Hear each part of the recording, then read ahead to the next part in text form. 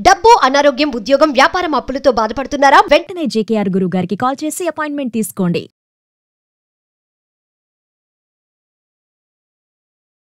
గురుగారు నమస్కారం అండి. ఓం శ్రీ మహాగణాధిపతయే నమః. గురుగారు ఇందాక నేను వివాహం గురించి, అంటే వివాహం అవ్వకుండా ఉంటే పరిహారాలు చెప్పండి అని అన్నప్పుడు మీరు జాతక నృత్య చూసుకుంటూ ఉండాలని చెప్పారు. దాంతో పాటుగా మీరు చెప్పినప్పుడు ఏమన్నారంటే నాగప్రతిష్ఠ చేస్తే కూడా వివాహం జరగదు అని అన్నారు. అంటే చాలా మంది, అంటే ఎవరైనా కానీ ప్రతి ఒక్కరు కూడా నాగప్రతిష్ఠ చేస్తే మంచి జరుగుతుందని అంటూ ఉంటారు. మరి మీరేమో దానికి ఆపోజిట్ గా చేయకూడదు, చేస్తేనే ప్రాబ్లం వస్తుంది వివాహం కోసం అని అన్నారు. అది ఎలా? మరి మీరు తప్పకుండా మా వ్యూవర్స్ కి అయితే ఈ సందేహం తీరాలి ఇప్పుడు. మీరు అంటే మీ ఉద్దేశ్యం, జనాల ఉద్దేశ్యం నాగప్రతిష్ఠ చెయ్యాలి అని, నేను మాత్రం నాగప్రతిష్ఠ చేయకూడదు అని. ఎందుకు? ఒక చిన్న విషయం చెప్పుకుందామమ్మా. మతి ఉన్న వాళ్ళకి అర్థమైపోతుంది, ధర్మంగా ఆలోచించే వాళ్ళకి అర్థమవుతుంది, విచక్షణ ఉన్న వాళ్ళకి, వివేకంతో ఉండేటువంటి వాళ్ళకి అర్థమవుతుంది. అవి ఏమీ లేని మూర్ఖుడికి ఎంత చెప్పినా అర్థం కాదు. తెలుసుకుందాం. మీరు అంటే నాగప్రతిష్ఠ అంటే ఆయన దేవుడా, రాయ? ఆయన దేవుడే కదా. నిజంగానండి? అంటే మరి శివుడు దేవుడా, రాయ? దేవుడుగానే చూస్తాం కదా, రాయలాగా. ఆంజనేయ స్వామి దేవుడా, రాయ? అందరూ దేవుడు. అమ్మవారు దేవుడా, దయ్యమా? అడుగుతున్నానమ్మా, చెప్పండి. దేవుడే, దేవుడుగానే కొలుస్తాం కదండి. అంటే నేను నాగప్రతిష్ఠ చేస్తే వివాహం కాదు అన్న మాటకి నన్ను అడిగిన ప్రశ్న. నేనేదో చెప్పరాని మాట చెప్పేశాను, తప్పు చెప్పేశాను, జనాన్ని తప్పుదోవ పట్టిస్తున్నాను అని చెప్పి. మంచిది. ఆంజనేయ స్వామిని ప్రతిష్ఠ చేస్తున్నారుగా, శివాలయం ప్రతిష్ఠ చేస్తున్నారుగా, రోజు పూజలు చేస్తున్నారా? చేస్తున్నారుగా. రోజు అభిషేకం చేస్తున్నారు, ధూపం అంటున్నారు, దీపం అంటున్నారు, నైవేద్యం అంటున్నారు, చేస్తూనే ఉన్నారు.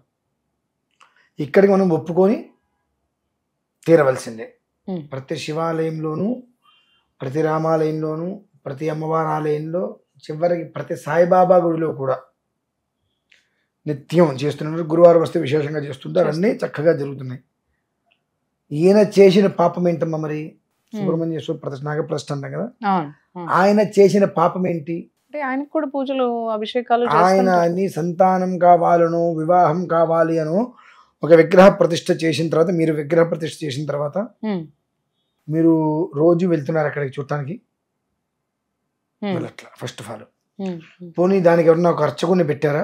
ప్రత్యేకంగా అర్చకుడు పెట్టారా? ఒక చెట్టు కింద విగ్రహాన్ని పెట్టేశారు. దానికి తిండి పెడుతున్నారా? నీళ్లు పోస్తున్నారా? ప్రాణప్రతిష్ఠ చేశారు.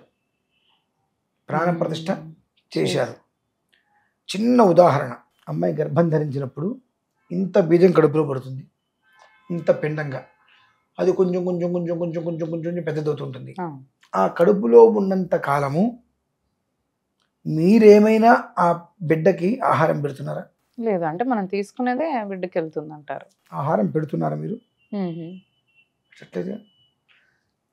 డేట్ ఇచ్చారు డాక్టర్, రేపు ఉదయం 10 గంటలకి డేట్ ఇచ్చారు. అనుకోకుండా ఇంకొక 4 రోజులు ఆగాల్సి వచ్చింది. ఆ 4 రోజుల్లో మీరు ఏమైనా ఆహారం పెడుతున్నారా? అంటే మనం ప్రత్యేకంగా ఏం బయట నుంచి పెట్టాం కదా. పెట్టట్లేదు కదా. లోపల వాడికి కావాల్సిన ఆహారం ఏదో వాడే తీసుకుంటున్నాడు పిల్లాడు. మనం ఏది పెట్టట్లేదు కదా. బయటకు వచ్చిన తర్వాత మనం పెడతాం. అప్పుడు వాడు తీసుకోలేకపోతున్నాడు కదా. లోపల ఆహారం తీసుకున్నవాడు బయట తీసుకోలేకపోతాడా? వదిలేస్తే ఏమవుతుంది? చనిపోతారు కదా. సో వాడు బయటకు వచ్చిన తర్వాత వాడికి పాలిస్తుంది తల్లి. వాడికి ఎంతవరకు తాగితే వాడికి కడుపు నిండుతుందో వాడికి తెలుసుగా. వాడి కడుపు నింపగానే వాడే ఆపేస్తాడు. ఇది నిజమా? లేదంటే కాస్త పాలిచ్చి తల్లి తీసేస్తుందా? వాడు తాగడం ఆపేసినప్పుడు తల్లికి తెలుస్తుంది వాడు పాలు తాగడం ఆపేశాడు అని చెప్పి, అంటే వాడి కడుపు నిండిందని. సో మీరు ఒక విగ్రహాన్ని ప్రతిష్ఠ చేసినప్పుడు ప్రాణ ప్రతిష్ఠ చేస్తున్నారు. సో అందులో ప్రాణాన్ని, అంటే ఒక రాయిగా ఒక మూల ఉంది, దాన్ని ఎవరు పడుచుకోవాల్సిన అవసరం లేదు, అది అలా ఉండిపోయింది. ఆ రాయిని తీసుకొచ్చి శిలగా మార్చారు. అంటే నాగేంద్ర స్వామి విగ్రహంలాగా మార్చారు. మార్చిన తర్వాత ఒక పక్కన పెట్టారు, అయిపోయింది.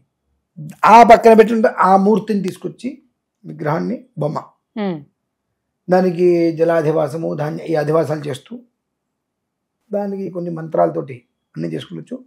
ప్రాణ ప్రతిష్ఠ చేసి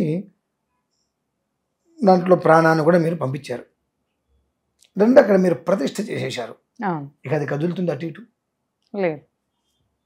దాని ఆహారం అది తెచ్చుకోగలుగుతుందా? లేదు. మీరు పెడుతున్నారా? పెట్టట్లేదు అంటారు. దీని వలన అది ఏమవుతుంది? ఇంకా దోషం వస్తుంది. అంటే ఆ ప్రాణం లోపల ఉండి దానికి ఆహారం లేక నీరు లేక ఏమవుతుంది? అది ప్రాణమేగా హరించుకుపోతుంది. తద్వారా కుటుంబానికి ఇంత దోషం వస్తుంది. చిన్న లాజిక్ మీరు ఎందుకు తెలుసుకోలేకపోతున్నారు? నేను చేయించా, చాలా నాగ ప్రతిష్టలు చేయించా. ఇలా చేయించలేదమ్మా ఇక్కడ. చేసినా కానీ జల ప్రతిష్ఠ లేదు. జల ప్రతిష్ఠ అంటే ఆ మూల ఒక విగ్రహం ఉంది, మామూలుగా అమ్మే అతని దగ్గర తెచ్చుకున్నా. దానికి చేయాల్సిన అధివాసాలు అన్నీ చేశా. ఇంత చిమ్మిరి ఆ విగ్రహం మొత్తం చిమ్మిరిని చుట్టేసే విగ్రహం కనిపించకుండా దానిపైన చలిమిడి పెట్టేసా కంప్లీట్గా. దాన్ని తీసుకెళ్ళి జల ప్రతిష్ఠ, జలము నందు దాన్ని వదిలేస్తాను నేను. అలా సుమారుగా ఇప్పటికీ ఒక 600-650 వరకు నేను చేయించుంటాను. అంటే జలంలో వదిలేసినా కానీ నీటిలో వదిలేస్తే మనం వాటిని నిలబెట్టట్లా, అంటే స్థిరంగా ప్రతిష్ఠ చేయట్లేదమ్మా. అంటే ఇంకా నీటిలో ప్రతిష్టగా వదిలేసాం, జల ప్రతిష్ఠ. ఆ జలంలో వదిలేయటం వల్ల ఏమవుతుందంటే దాన్ని మనం నిలబెట్టేసేసి కట్టేయట్లేదుగా మొత్తం అంతా. దాన్ని అందులో వదిలేసాం, జల ప్రతిష్ఠ నీళ్ళలో తీసుకెళ్ళి అలా నీటి మీద అలా వదిలేసాం. అప్పుడు ఎక్కడంటే అందులో ఉండేటువంటి ఆ చలిమిడి కానీ ఆ పదార్థాలని కూడా ఆ చేపలు అవన్నీ కూడా ఆహారంగా తినేస్తాయి శుభ్రంగా జలచరాలకి. ఆ విగ్రహం కిందకి వెళ్ళిపోయిన తర్వాత దాన్ని మనం ప్రతిష్ఠ చేసి దాన్ని బంధింపచేయట్లేదుగా. కాబట్టి తన ఆహారం తనే వెతుక్కుంటుంది, తీసుకుంటుంది నీటిలో. ఓకే. అలా కాకుండా మనం ఎప్పుడైతే ఈ ప్రతి దేవాలయంలో నేను వెళ్ళి చూస్తుంటాం, 30 విగ్రహాలు, 40-50 విగ్రహాలు అట్లా ఒకదాని ఒకటి ఉంటూ ఉంటాయి. ఒక గుడి అయితే మరీ దారుణం, పైప్ పెట్టుకుని అన్నిట్లకి నీళ్ళు కొడుతున్నారు. ఈ పాపం అంతా ఎవరికమ్మా? ప్రతిష్ఠ చేసిన వాళ్ళు. ఎవరైతే వాళ్ళు నాకు ఈ దోషం ఉంది కాబట్టి నేను ఈ ప్రతిష్ఠ చేస్తున్నంటారు వాళ్ళకే వస్తుంది. ఎందువలన? అట్లా దాన్ని వదిలేసింది ఎవరు? విసిరి పారేసినట్టుగా వదిలేసింది ఎవరు? ఆ పంతులు గారు చెప్పారంటే నేను చేశాను. నువ్వు అడగాలిగా, అంటే ప్రతిష్ఠ చేయమంటున్నారు, నీకు అన్ని విషయ పరిజ్ఞానం ఉందిగా. ప్రతిష్ఠ చేయమంటున్నారు, మరి రోజు అయితే నిత్యార్చన చేయరు కదా. మరి ప్రతిష్ఠ చేసిన తర్వాత నిత్యార్చన చేయకపోతే ఏంటి? దానికి ఏమంటారు తెలుసా? వాయు ప్రతిష్ఠ అండి అంటారు. వాయు ప్రతిష్ఠ చేయడం దానికి దండగా. వాయు ప్రతిష్ఠ అనేటువంటిది శివుణ్ణి వాయు ప్రతిష్ఠ చేయొచ్చు, శివుణ్ణి వాయు ప్రతిష్ఠ చేయొచ్చు, ఆంజనేయ స్వామిని వాయు ప్రతిష్ఠ చేయొచ్చు.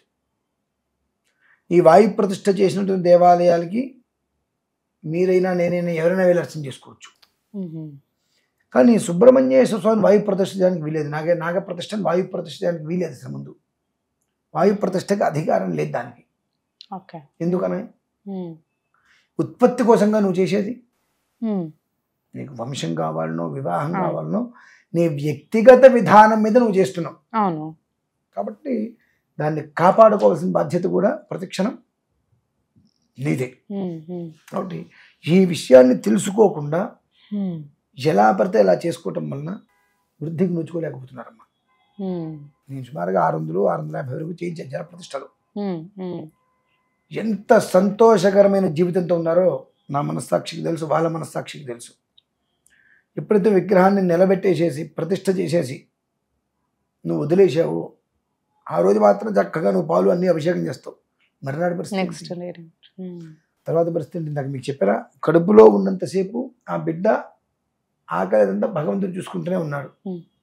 బయటకు వచ్చిన తర్వాత తల్లికి బాధ్యత.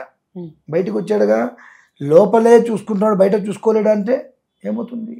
ఈ చిన్న విషయాలు మనం తెలుసుకోవాలమ్మా. తెలుసుకోలేకపోవడం వలన ప్రతిదీ అనర్థమైపోతుంది. కాబట్టి నాగప్రతిష్ఠ చేస్తే వివాహం కాదు, సంతానాలు కలగవు అనడానికి మూల కారణం ఇదేనమ్మా. అది గ్రహించాలి. అలాగే చాలా చక్కగా వివరించారండి. ధన్యవాదాలు.